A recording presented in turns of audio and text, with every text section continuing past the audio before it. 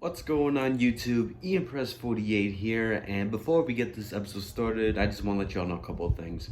Number one, I worked on this video for 2 weeks. I just got done a few minutes ago with the editing and all that stuff. Thankfully, it's over. I can finally upload the video. Number two, during the time of recording, I was sick. I had a cold, I was stuffy, I had a sore throat.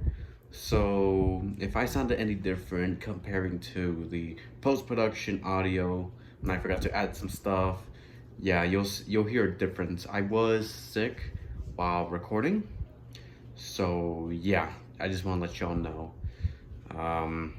I think that is all for now. Just those couple things. I just want to say thank you guys for listening and enjoy the episode. When it comes to Sam Hornish Jr., NASCAR fans remember Sam Hornish Jr. as a mediocre driver or a bust in NASCAR. But IndyCar fans remember Sam Hornish Jr. as one of the best IndyCar drivers during the IRL days. In this episode of Racing Stories, we will be looking back on Sam Hornish's time in IndyCar. This is the 30th episode of Racing Stories. This is Sam Hornish Jr.'s IndyCar career.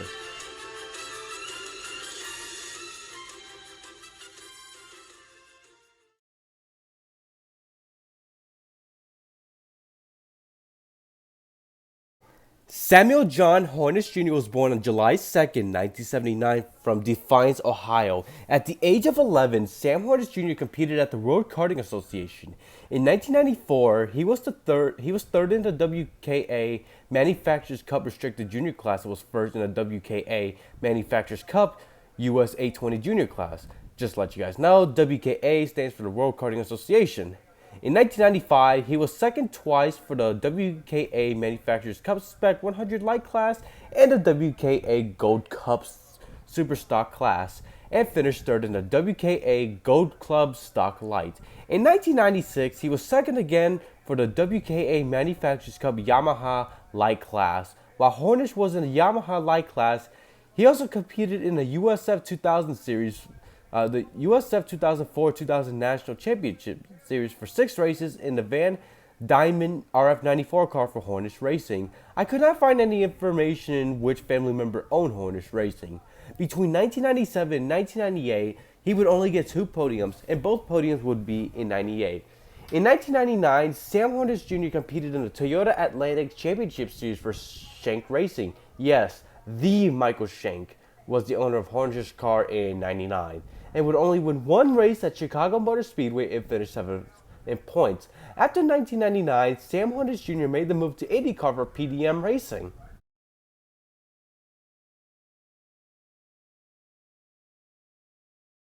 Coming into the 2000 season, Sam Hornish Jr. was getting ready to race for PDM Racing. PDM Racing was a small team owned by Paul Dietlov. I'm sorry if I butchered that last name wrong. Sorry about that. Anyway, there was not a lot of expectations for Hornish in that team, so he had to make the best of it.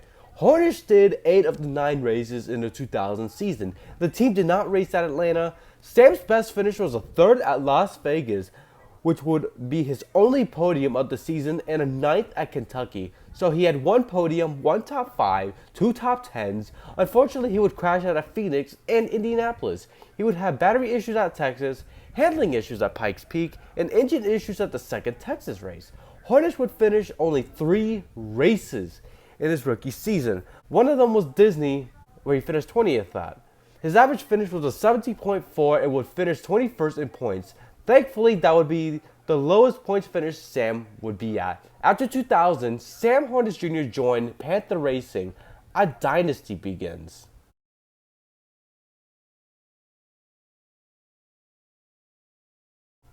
After a struggling season with PDM Racing, Sam Hornish Jr. joined Panther Racing for the 2001 season. In 2001, Sam Hornish Jr. was a force to reckon with and a threat to win races and a championship. He will come off of corner number 4 and get the white flag. 1 more mile of competition for Sam Hornish from Defiance, Ohio. Going low. How would you like to be 21 years old and on the verge of winning your first IndyCar race? Wow. Just turned 21 years of age. He's in turns 3 and 4. Is he going to make it to the finish line? He is indeed in his 9th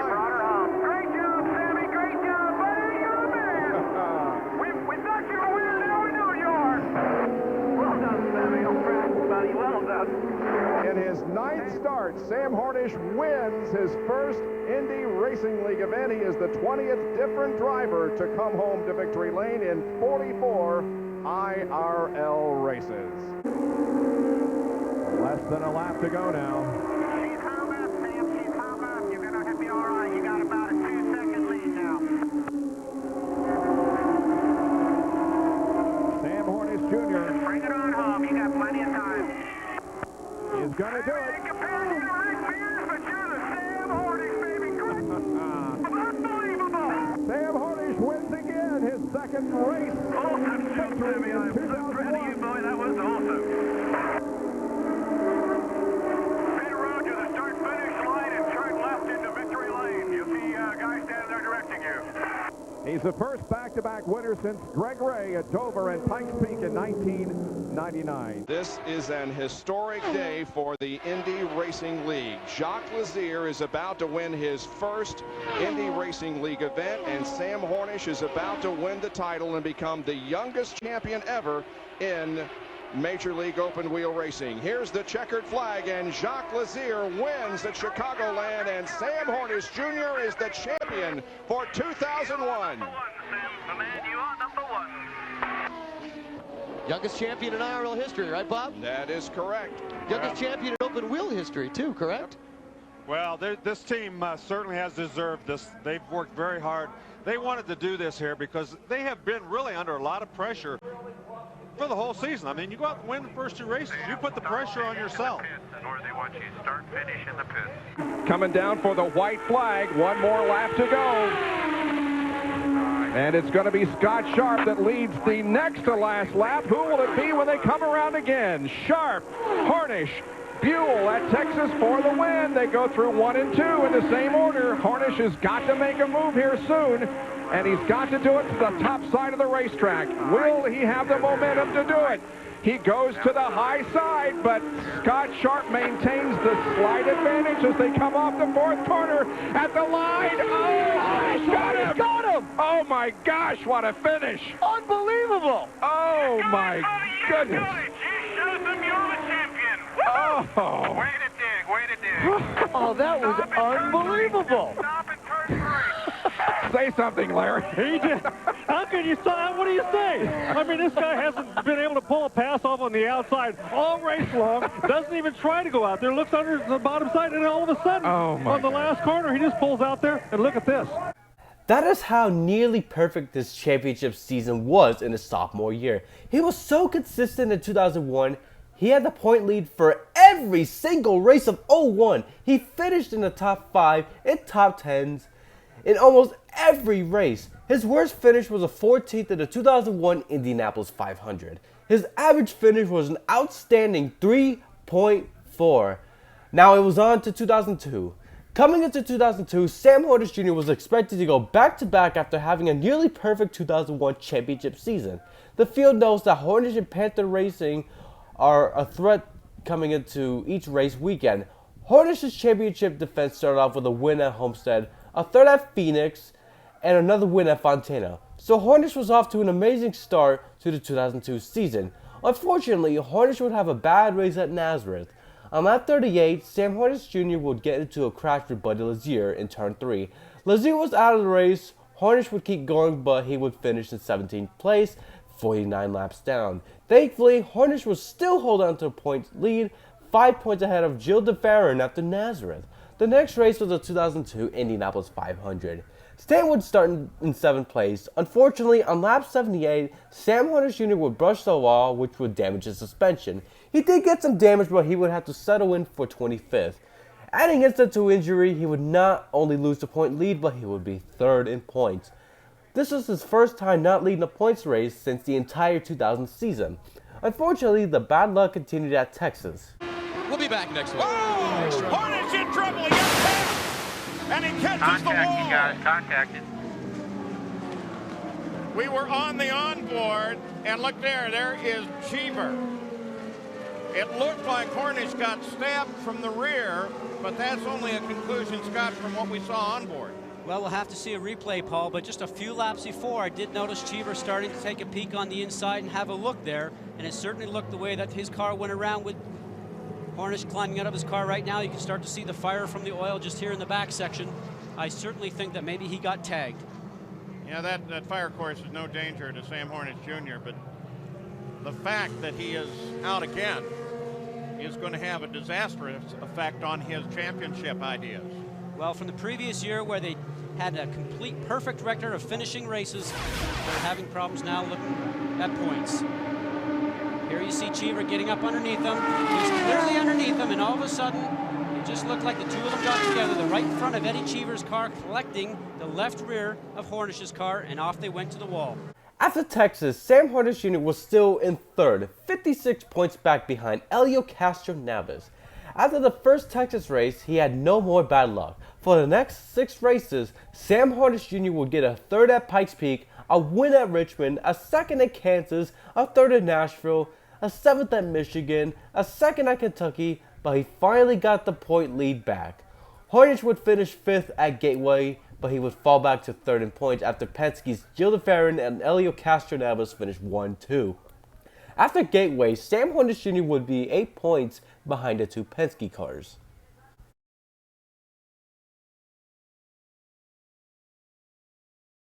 There were 2 races to go, Chicagoland and Texas 2. In typical Sam Hornish Jr. fashion, he went on a tear. Coming into Chicagoland, Sam Hornish Jr. was the favorite coming in. He started on the pole while Penske teammates Gil DeFerrin started 11th, Helio Castroneves started 21st. While Hornish was dominating the first quarter of the race by leading the first 25 laps of the race, championships were implicated for Gil DeFerrin on lap 52. In the second, as yellow comes out, car against the wall, and guess what? DeFerrin. He's eye up against the wall. DeFerrin catches the wall.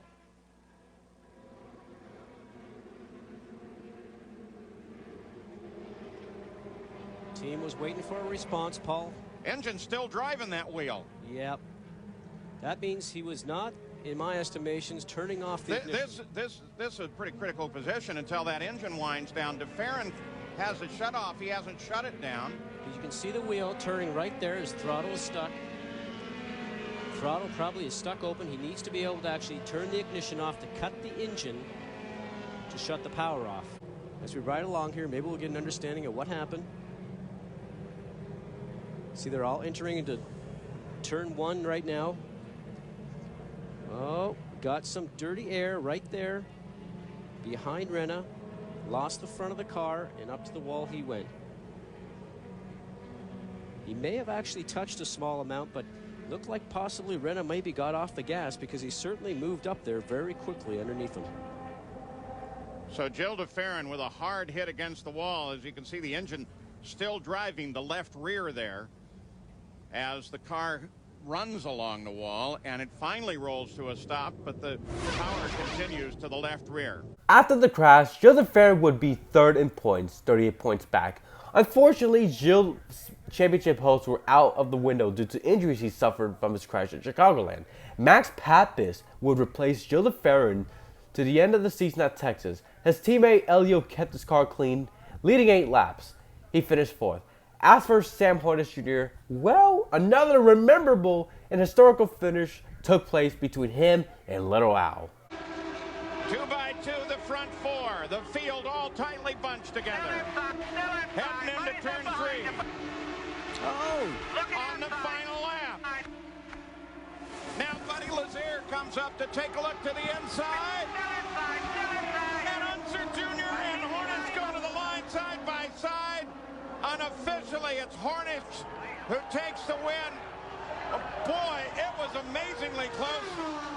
Hornish with his 7th career win, and at 24 thousandths of a second.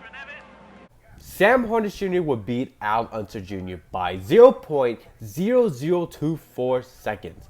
Even 20 years later, the 2002 Delphi Indy 300 finish at Chicagoland is still the closest finish in IndyCar history. After the race, Sam Hornish Jr. left the Windy City and came into the rodeo at Texas Motor Speedway, 12 points ahead of Helio Castroneves. Sam Hornish Jr. started in 3rd, and Helio Castroneves started in 10th place. Max Papis started in 18th, but he would DNF after running 163 laps and DNF due to engine issues. He would finish 21st. As for Helio and Sam, it's been a Sam and Helio show. Both drivers were dominating the race, but the battle came down and it became close for the championship. It was the Wild Wild West gunfight between two cowboys going 220 plus miles per hour. The photo finish cameras were ready, and so were the fans in the stands. The championship trophy was not big enough for both drivers. Well, except for 1996. So Sam and Elio fought till the end. Well, right now, all he can do is win it. White flag, one to go, all over your butt. Stay tight, stay tight. And these guys know it. Still side by side. Hornish Jr. had the lead by inches as they crossed the line last time. Now he comes a little bit further ahead. They come for the line. They come for the line. And it's Hornish. It's Hornish. Hornish the champion. Hornish the winner. Absolutely the way Hornish wants to do it. Win the race and win the championship. Elio Castroneves crosses the line 96 10,000ths. Behind Hornish, Mira third, Sharp fourth, Barron fifth. After a more challenging 2002 season, Sam Hornish Jr. would go back-to-back and win the 2002 Indy Racing League Championship by 20 points. Elio led 92 laps, Sam led 79 laps. But Hornish would win the race and the championship at the end of the day and season. He was just more consistent than Elio. After 2002, everyone realized that Sam would be the superstar and future of the sport. It is truly amazing to see a driver beat the best team in the open wheel series business. If people thought 2001 was a fluke, 2002 would prove his championships were no flukes. Sam Hornish Jr.'s 2002 stats were 5 wins, 10 podiums, 2 poles, and an average finish of 6.0. Compared to 2001-2002, 2002 was more challenging. Now, it was on to 2003. Could he go 3 in a row for the championship and have yet another unstoppable season just like the past 2 seasons with Panther Racing? Well...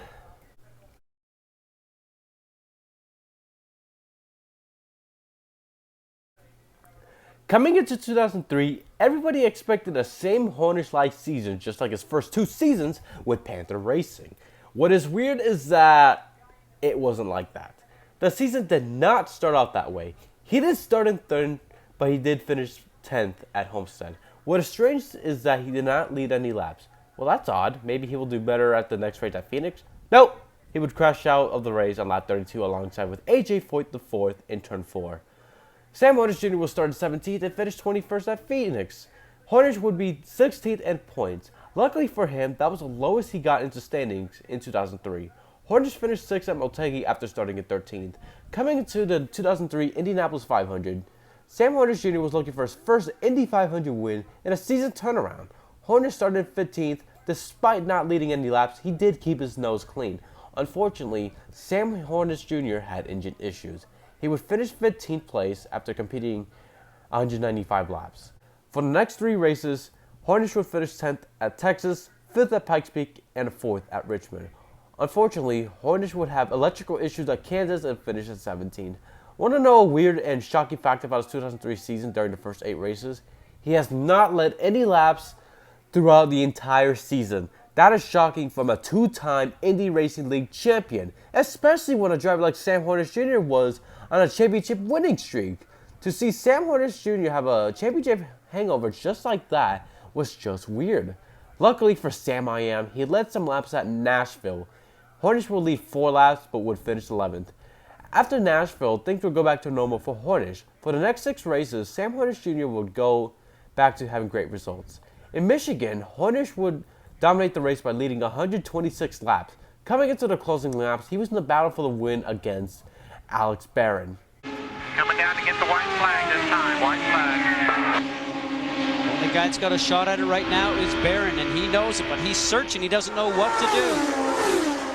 Look where Sam is in the white line.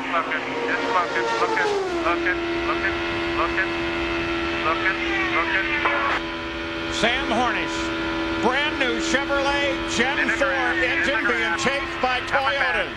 A Barron, Schefter, Sharp, Dixon, and Takagi. Honda is 8th. Here we go. They go side by side into 3. Outside. Coming for the line. Coming for the flag. Hornish has got him by a nose, but Barrett now pushes ahead. Barrett takes it. Barrett takes the win from second place. Alex Barrett has won at Michigan, 400 miles, and they battled every inch of the way. Morris Nunn Racing celebrates. Peter Parrott right there in the middle of all that. That was awesome, guys. Also, I'll be doing an Alex Barrett video in the future, so keep an eye on that. Despite leading the most laps, Sam Hornish Jr. was close, but denied of getting his first win of 2003. In Gateway, he would finish 6th place. The next race was Kentucky.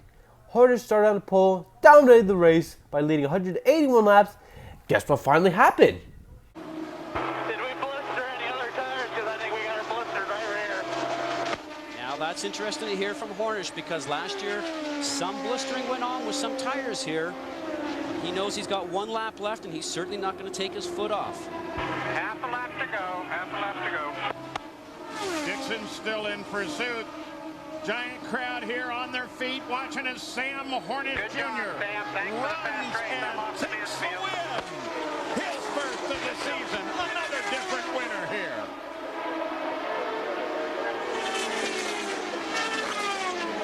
The PENNZOIL Panther crew celebrates. They've done it again. Getting the equipment, and they're gone. Scott Dixon in second. Brian Herta, 14 seconds back in 3rd place. Gary? For the first time since winning the championship in 2002 and the race at Texas too, Sam Hornish Jr. would finally win in 2003. Despite being out of the championship battle, Sam Hornish Jr. would finally reach the top 5 in points for the first time in 2003. Luckily, he would remain in the top 5 in points for the remainder of the season. The next race was at Nazareth. Hornish would finish in 2nd. In Chicago, Sam Hornish Jr. started 8th place. Hornish was not the most dominant driver of the race, but he was there at the end. Once again, Sam Hornish Jr. would be at a historical and memorable moment. Herta sees the white flag, 1 to go. Hornish now surges ahead. White flag. Now that's very important what we just saw there, Paul, because at the line, Herta was actually not far enough ahead of Hornish. Even though he's on the low side. Closest finish in IRL history was here last year. Will it be closer this year? Hornish and Herta. They hammer for turn 3. Come through turn 3. The final corner just ahead. Dixon closes down in behind them, and they're going to go 3 wide at the line, and it's Hornish.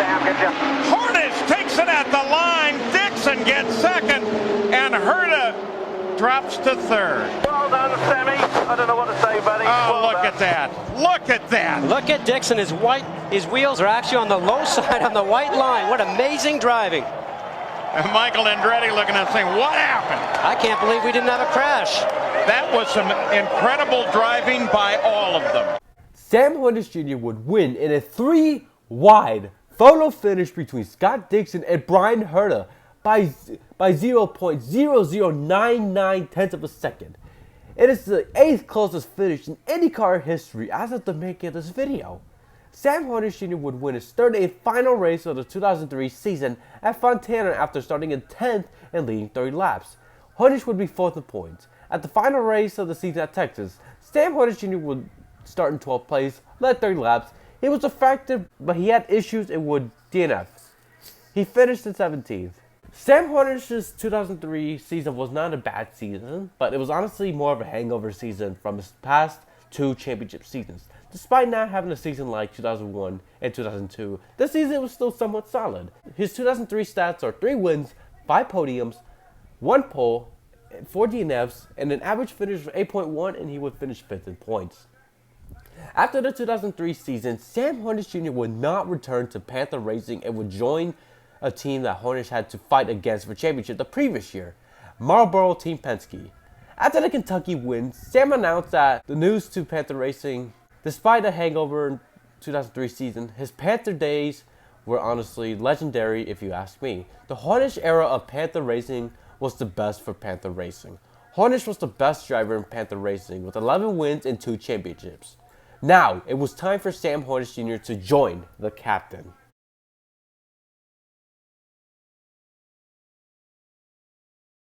Coming into 2004, expectations were high for Sam Hornish Jr. to perform the Penske way in Marlboro Team Penske. It did start off that way with a win at Homestead after starting in 7th place and leading 6 laps.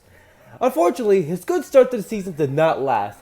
In Phoenix, he would crash in turn 2 on lap 82. He would still continue to race, but he would finish in 15th, 5 laps down. Unfortunately, for the next 2 races, he would crash out of Motegi, finishing 19th, and would crash out at the 2004 Indianapolis 500, finishing in 26th place. For the next 7 races, he would have 4 top 5s and 5 top 10s and 3 podiums. The only time Sam Hornish Jr. would finish outside the top 10s would be at Richmond after finishing in 13th and Kentucky after finishing in 14th. Between those races, Hornish's best finish would be 2nd at Nashville in race 8. Unfortunately, he would crash out at Pikes Peak after leading 67 laps.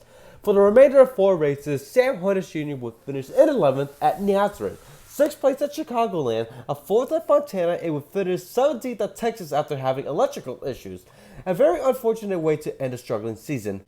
If I were to describe Sam Hornish Jr.'s first year with Penske, it mainly was a struggle. I want to say mediocre, but I mean, he did have some good results.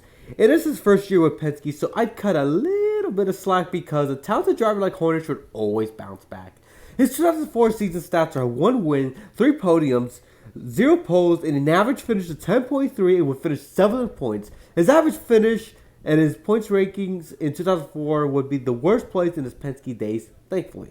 Coming into 2005, Sam Hornish Jr. was looking for a bounce back of a season.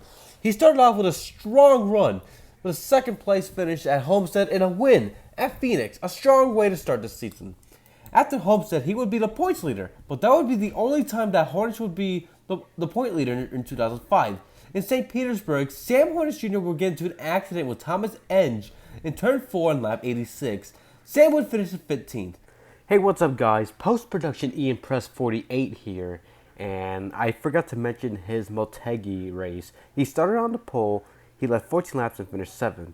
Now, back to the story. In the 2005 Indianapolis 500, Sam Hornish Jr. will start 2nd, the middle of row 1. And before the Indy 500 race went underway, during one of the Friday practice sessions, Sam Hornish Jr.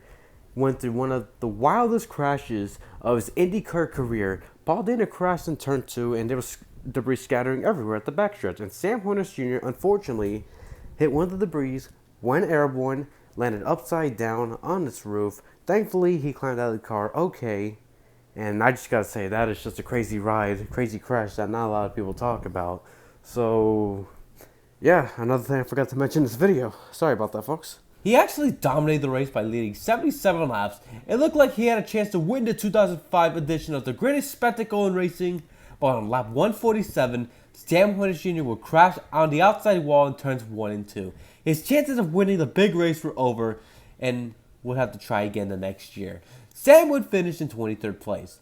During the next 5 races, Sam Hornish Jr. would finish 2nd at Texas. He crashed out of Richmond, finishing in 18th after starting on the pole and leading 42 laps. He finished 12th at Kansas, a 2nd at Nashville. Sam Hornish Jr. dominated Milwaukee by leading 123 laps, but he had some moments in that race. Somewhere around halfway, Sam Hornish Jr. got way up high from getting loose in turn 2, which helped out Dan Weldon, who took the lead away from him.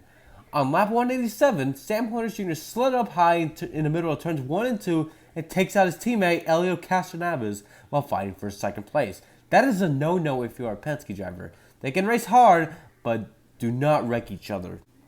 Unfortunately, that was a teammate Sam took out. He did feel bad about taking out Elio by accident. On lap 210, Sam Hornish Jr. was in an exciting fight for the lead with Dario Franchitti and got the lead. Hornish lost the lead once again after getting out of the groove in turn 2. On lap 216, he was fighting with Dario again and took the lead back on lap 217. Hornish would lead the last 8 laps of the race and would win at Milwaukee. After Milwaukee, he would not win another race in 2005, but he would have 4 top 5s and 6 top 10s during the past 7 races. The only race he finished outside the top 10 would be Sonoma. He would finish 11th. So that was his 2005 season. In 2005, he had 2 wins, 7 podiums, 4 poles, and an average finish of 7.6 and would finish 3rd in points. Fun fact, Sam Hornish Jr. was top 5 in points throughout the entire season. you can see how consistent he was, despite some flaws. Everyone knows how he was in Penske, but nobody was ready to see how Sam Hornish Jr. would do in 2006. The first 3 races of Sam's 2006 season was a strong start to the season by finishing 3rd at Homestead, 8th at St. Petersburg, and a 4th place finish at Motegi. Coming to Indy for the 2006 Indianapolis 500, Sam Hornish Jr. was thirsty for milk and was looking for redemption after the 2005 loss. Sam Hornish Jr. won the pole for the race. Sam had a quiet Indy 500. He did not dominate the race like he did last year, or the 2005 with 77 laps. He led a quiet 19 laps. The only lap that mattered were the closing laps. On the last restart, the father-sons Marco and Michael Andretti and Sam Hornish Jr. were top 3, going for the win. However, when the race was nearly ending, it came down between the rookie Marco Andretti and Sam Hornish Jr. I do not need to explain what happened, so I will play the finish for you guys. Here comes Hornish. He's closing on Marco Andretti. Oh, this does not look good. Oh, Sam should have waited. He should have waited until the front stretch. it may cost him dearly because this time by, it will be 1 lap to go. Just listen to the crowd as they come down the front stretch.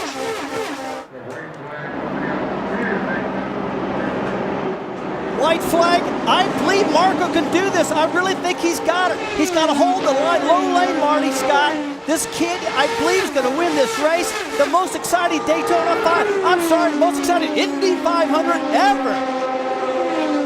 Down the backstretch for the final time. His father has not won it in 15 tries. Through 3. Hornish closing one more time. Coming out of 4. Down the front stretch. It's a drag race. Marco Andretti. Hornish. Who's going to win? At the stripe. It's Hornish. Oh, Hornish wins. Hornish wins by 6/100ths of a second. The closest finish, second closest in Indy history. All right. You're a hell of a man guy. Whoa. You're the man. Yeah, that's awesome, Sam. God, that call from Marty Reed always gives me goosebumps. Anyway, after 6 or 7 years of trying, Sam Hornish Jr. finally won the Indianapolis 500 after making a last lap pass move on the outside of Marco Andretti. The margin of victory was 0.0635, so like 0.65 thousandths of a second, I assume. Another classic Indy 500 finish, and Sam Hornish Jr. can add the 2006 Indianapolis 500 win on his racing resume. After the Indy 500, it was time for Sam Hornish Jr. to focus on the championship. Throughout the 2006 season, it has been a championship battle between Marlboro Team Penske's Helio Castroneves and Target Chip Ganassi's Scott Dixon and Dan Wheldon. As for Hornish, his next 4 races, he would finish 12th at Watkins Glen, a 4th at Texas, and he would win 2 in a row at Richmond, dominating the race by leading 212 of the 250 laps, and would win at Kansas on his birthday. I even did a video on Sam's birthday win at Kansas. If you guys want, check out the in-depth video of Sam Hornish's birthday win. Links in the description below. After the Kansas win, Sam Hornish Jr. will take over the points lead by 20 points ahead of teammate Helio Castroneves. Unfortunately, Sam would crash out at Nashville, adding the salt to the open wound. Scott Dixon would win at Nashville, Dan Wheldon finished 2nd, and Helio Castroneves finished 5th. After the race, Sam would lose 15 points, being 5 points ahead of Scott Dixon and 6 points ahead of Helio Castroneves and 16 points ahead of Dan Wheldon. Thankfully, Hornish finished 2nd at Milwaukee and would have a 25-point lead. Michigan would be another, but thankfully his last disaster of 2006. Sam would suffer engine issues and would DNF after 61 laps. What made this even worse is that he finished last place in 19th. Helio Castroneves won, and Dan Wheldon finished 3rd. Scott Dixon would finish in 16th, 2 laps down. Hornish would lose the point lead again, but he was 8 points behind his teammate. The last 3 races were still close when it came down to the championship. Sam Hornish Jr. would get his 4th and final win of the 2006 season, while championship contenders Scott Dixon, Helio Castroneves, and Dan Wheldon finished 2nd, 3rd, and 4th. Hornish was 7 points ahead of Elio, leaving Kentucky. In Sonoma, Sam would finish in 9th, while teammate Elio Castroneves would finish in 5th, taking over the points lead by 1 point. Now, it was on to the Windy City to crown a champion for the 2006 IndyCar Series Championship.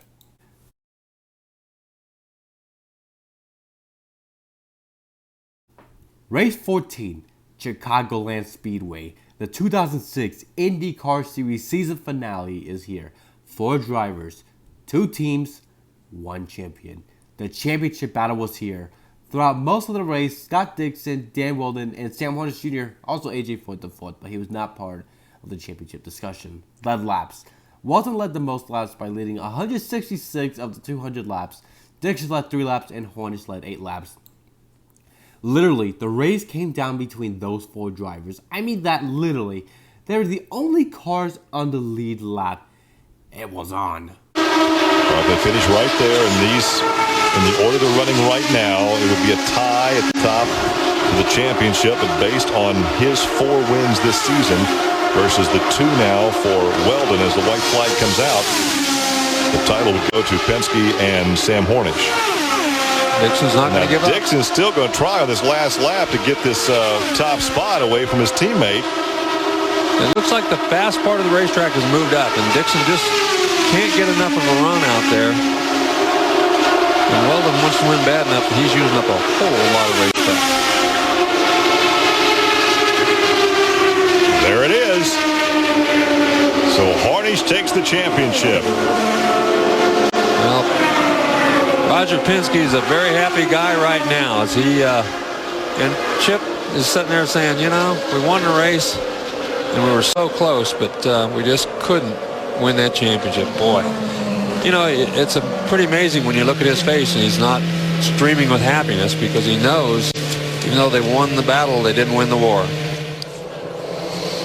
Well, Jack Carew down with Roger Penske. You win your first IRL IndyCar Series title. Well, I'll tell you, it was, you know, you could see it out there all day. And just at the end, I didn't want him to get too racy there, but all we had to do, and Elio had that, you know, tough job coming in the pits with the speed, but it was a clean race, lots of good racing, and long year, great season, Indy winner for Sam, but this whole team, we have all these people, our sponsors that support us. I just want to take my hat off to them, and obviously you guys at ESPN ABC, thanks for doing a great job in this series, and we'll see you back next year.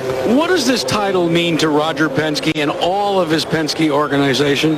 Well, you know, we came over to IRL to support the Indianapolis 500. I'm sure glad we could do it with a win in this championship this year. It's one we don't have, and when you don't have one, you sure want it. Roger, you've won so many Indy 500s, and you promised Sam Hornish that if he signed with you, you'd go do everything you could to deliver him a title. You did that. He said he wanted to deliver you a title. Can it get any better than this season? I guess we're even. Guys? Dan Wheldon and Scott Dixon finished 1-2, while Sam Hornish Jr. and Elio Castroneves finished 3rd and 4th place. At the end of the day, Sam Hornish Jr. would win the 2006 IndyCar Series Championship, tying Dan Wheldon. The 2006 championship would be his 3rd and final IndyCar championship. In 2006, Sam Hornish Jr. would have 4 wins, 7 podiums, 4 poles, and an average finish of 5.9. After winning the championship, this would be his best Penske season. Now, it was on to 2007.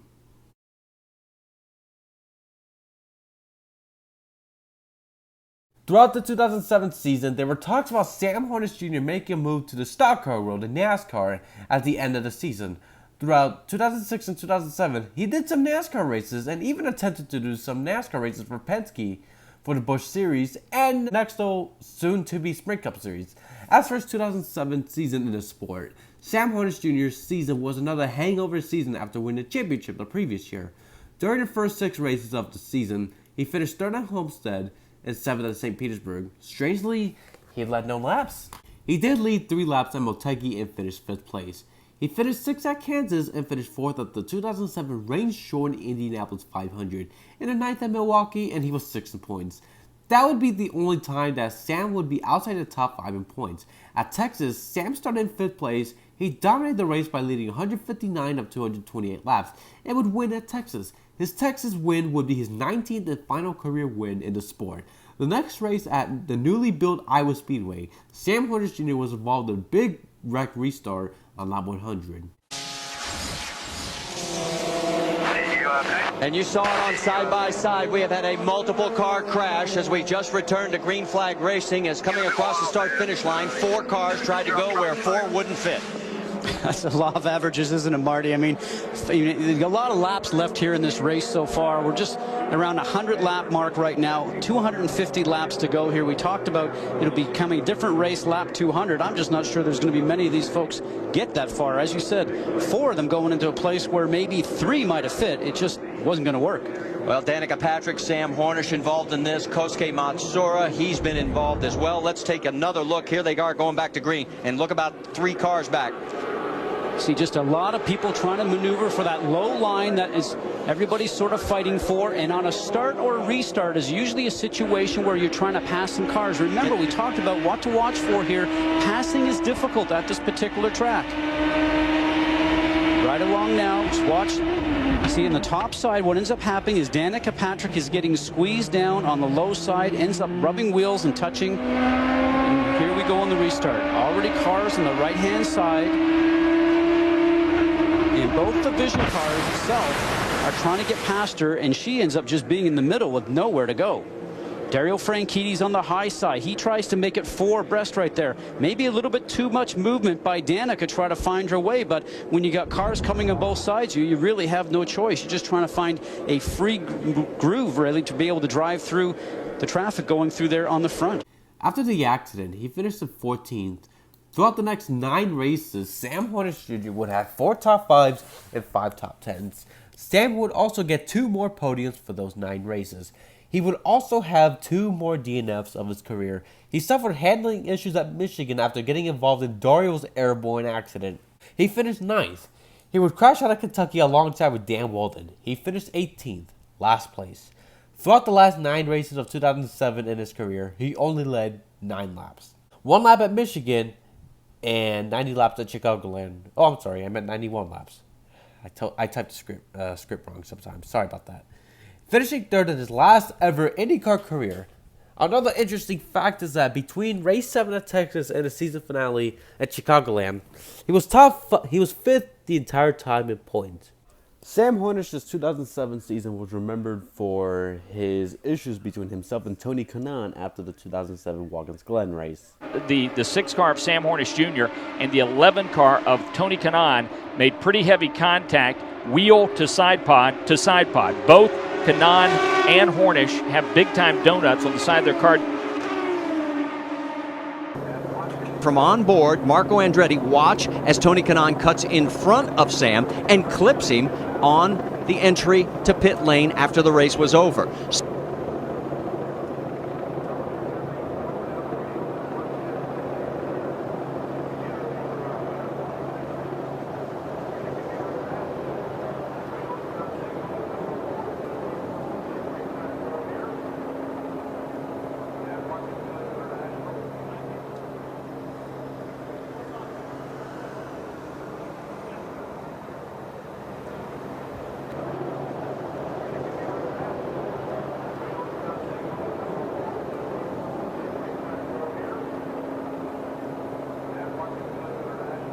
Yeah, it's unfortunate the way that turned out, but if somebody's going to run into me coming into pit lane, they better expect that I'm going to say something to them about it, because it's not really fair to, it's not really something that's going to jeopardize my safety, but you got, all these guys in here that, go over the wall and they don't have a car around them to protect them. You start running into people, you take the chance of getting somebody hurt.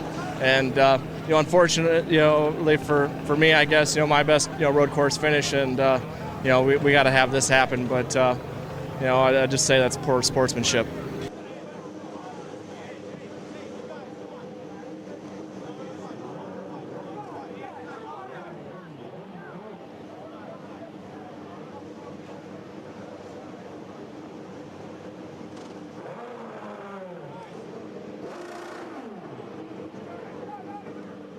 I think, things that happen on the racetrack between 2 drivers, it should be sorted out between me and him. And if we can't sort it out, we should go to Brian Barden. Obviously, we get out of the car, we're both hot. People should let us talk. We didn't get in a fight.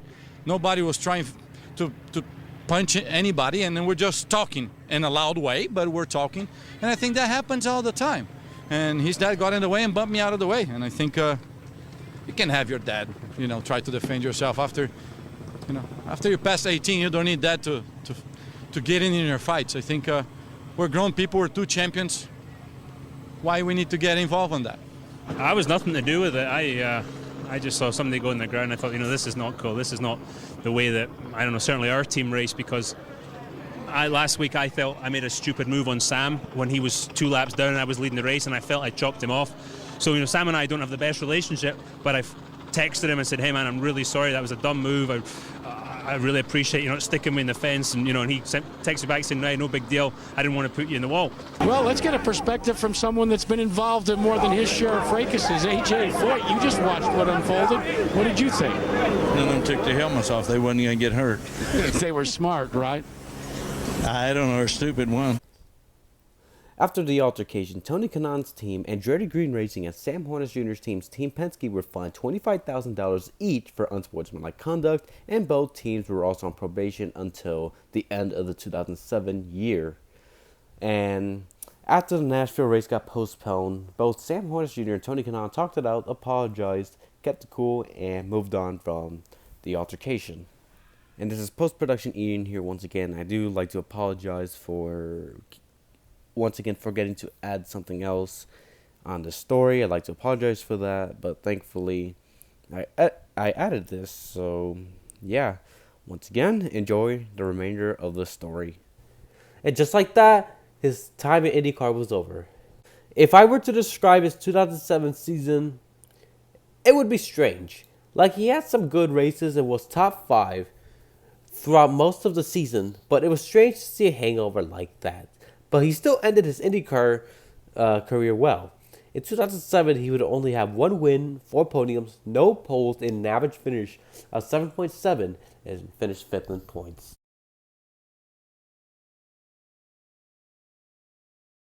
Nearly at the end of 2007, it was announced that Sam Hornish Jr. would be full-time in the NASCAR Sprint Cup Series in 2008 for Penske Racing. Sam Hornish Jr. was one of those IndyCar drivers that moved on to NASCAR during the open wheel invasion. NASCAR fans remember his NASCAR career as a bust in the Cup Series, but that's the thing. He struggled in the Cup Series, but in a nationwide series, he was a lot better there. He even was a championship contender for the 2013 title against Austin Dillon. Sam would finish 2nd in points to Austin Dillon. Sam would have 5 wins in a NASCAR Nationwide/Xfinity Series. For the remainder of his racing career, he did some part-time NASCAR races. He even replaced Matt Tifft at Iowa and won the race. His last ever win for any racing series win was a Xfinity race at Mid-Ohio, his home state. After competing at the 2017 Xfinity Homestead race, Sam Hornish Jr. would never step foot on a race car again. When it comes to his NASCAR career, I think Sam Hornish Jr. is one of those IndyCar drivers that came from the open wheel invasion that did decent in NASCAR. Well, in Nationwide Xfinity Series to be exact, but still. I think NASCAR-wise, he deserves that credit. Nowadays, Sam Hornish Jr. is a husband and father of 3 kids and helps out with the Hornish Brothers Incorporated family business. Hornish says that he misses racing, but he does not regret making a decision to step away from the racing world.